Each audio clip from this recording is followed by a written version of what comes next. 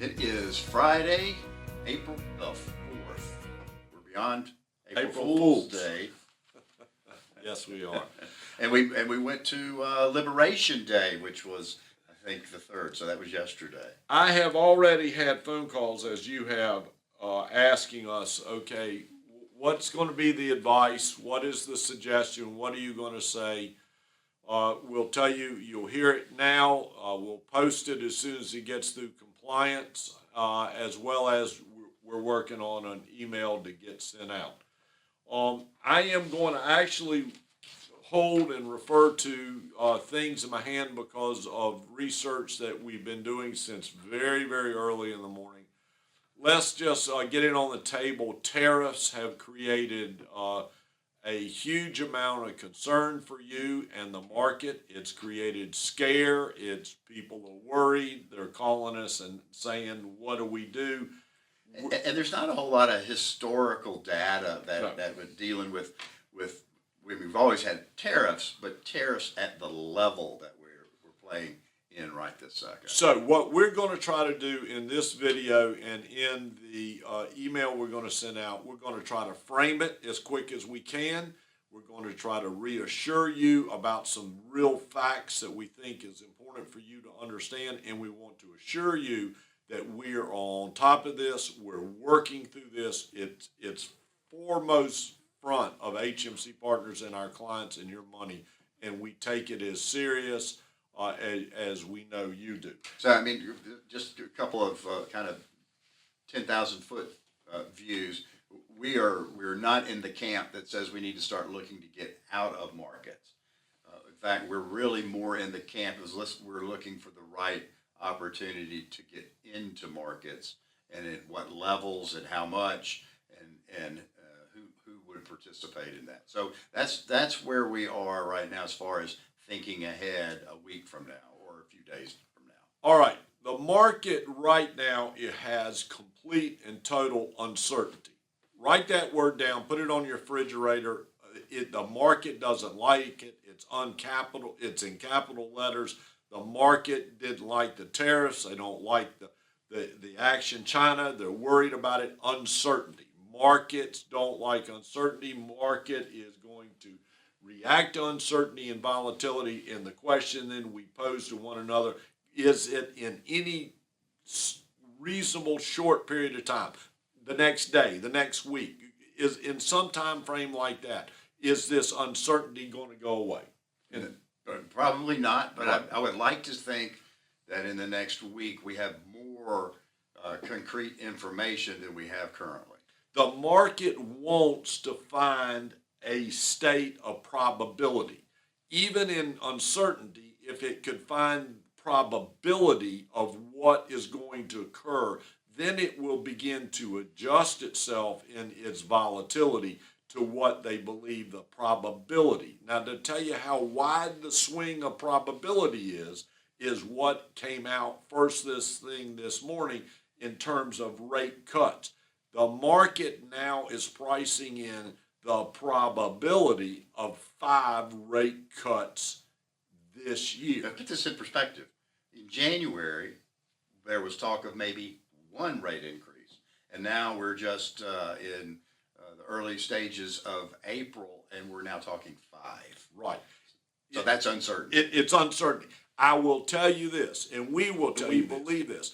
The market, the Fed will react to the market when they have the data that they feel shows them exactly what is happening, and they should do. They are not going to get caught up in this panic and react to it. That is, they won't do it. And interest rates on the 2-year Treasury, which we spent a lot of time talking about, and the 10-year Treasury are actually going down. So that water's being carried by the markets themselves for the Fed. And then we had a really good number of employment number this morning. This morning, yes, at 228,000, I think was the number.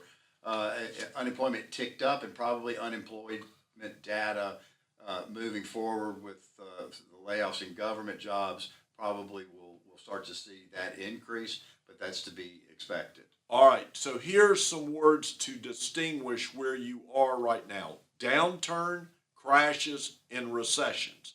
In the last 50 years, downturns in the market, which are part of the market, that the market drops at least 10% or more, and we are in a downturn. That's it. A correction we're in correction territory for sure. The downturn lasts historically 5 months, and its recovery is in 4 months. So that's a 9-month period of time. Now, here's an interesting thing Gibb pointed out this week. February began to have a downturn in the marketplace. Right. It was an ugly month. And so I think we're 1 month into this downturn, and we've been talking about the valuations on equities, especially in the S&P 500, are overvalued almost at historical levels. So we're basically having some kind of reckoning that needed to have a catalyst, something to make it come down, and that catalyst are the tariffs. Fact number 2, in the marketplace right now, we have sophisticated circuit breakers that if the market falls too quick, too fast, they automatically stop trading in the market to go into circuit breakers to halt the market falling out all from under us. And in COVID, we had the circuit breakers hit. That's correct. So it's happened, in the last 5 years. And the circuit breakers, as of yet, have not hit. So we are trading in a range that it's uncomfortable. You're worried. We know it. We get it. But it is in a normal range of ups and downs of what the market is expecting. Factoid number 3. The Federal Reserve's job in a situation like this is to evaluate the data. They can lower interest rates. They can buy assets. They can put money into the financial system. They can do things to encourage borrowing and investing, and that is their job of what they're supposed to be doing, and that has not changed. They just haven't done anything. Now, real quick, and I'm going to finish up with this, and then we'll give you again our thought process. I went back to crashes. I went back to downturns, and I wanted some historical data. In March of 2020, there was a crash that occurred, and the market went down 19.6%. It recovered in 4 months. Yeah, and it was an anomaly. I mean, let's face it. Everything that occurred in COVID was an anomaly, including the drop that we saw in that market, and then it's an instantaneous recovery, put much money into the system.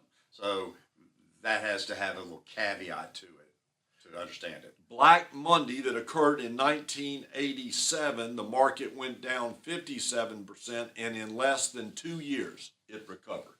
Yep. All right?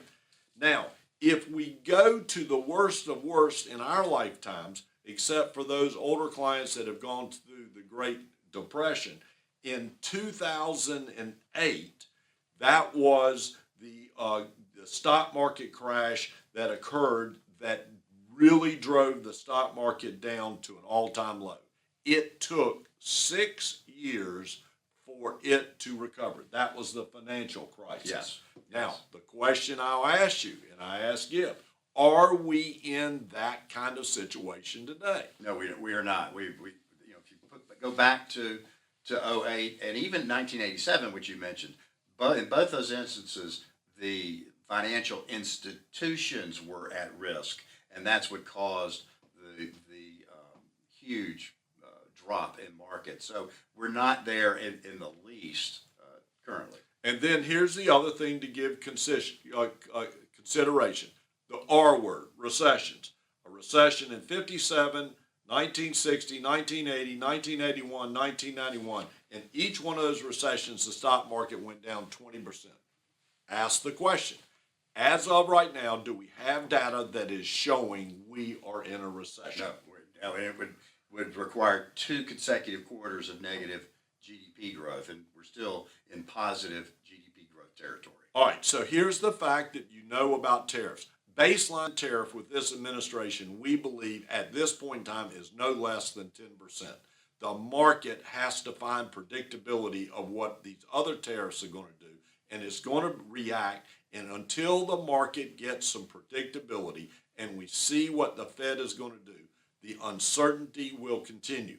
But in our opinion, it is not time to get out of the market because it could turn back around and we don't have the ability to know when that turn Yeah, comes. because as quickly as it's gone down, I think you're going to see on some days in the near future an equal bump in the good positive direction. Now, our clients that are astute clients, and we know you're worried. We know we're having conversations with clients that we sense fear and concern. So we're there with you. We aren't taking this lightly. But I'm also having as many conversations, and you are too, with clients who are saying to us, what do we buy? Yep. What is on sale? How do I take advantage of this? This might be a lifetime opportunity for us. So, as Gibb has said, we aren't going to react to the uncertainty at this moment's time until we have enough data to get a sense of where the market is truly heading and whether this is going to be short term or longer. And in doing so, and you all, we ran some numbers today. We are under the total decline of where the stock market is, meaning what we built for you is not suffering as much as the stock And the market portfolios is. are doing exactly what they were designed to do. Right. And that's not to drop with the same velocity of the S&P 500 because we're taking a lot less risks in the S&P 500. So from that standpoint, when you hear these terrible numbers that are happening on the S&P 500, you're talking about an apparatus that's taking anywhere from 30 to 50% more risk than your portfolios Right. are. Please call us. Please ask for Zooms. Please say we want to meet. Let us have conversations with you. I can assure you we're having as many as are available. We're making proactive phone calls.